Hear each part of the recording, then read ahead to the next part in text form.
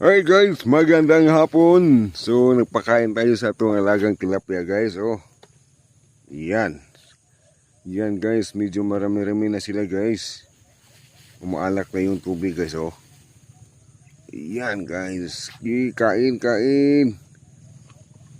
Kain kayo. Kain lang guys. Yan guys. Oh, yan. Yan, ayun. Guys, talagang medyo ano na sila. Oh, marami na oh. Nakaharvest na tayo ng 5 piraso nito guys. Yung inano natin, prinito natin guys, mga parang ano, mga ganito oh, isang palad bawat isa.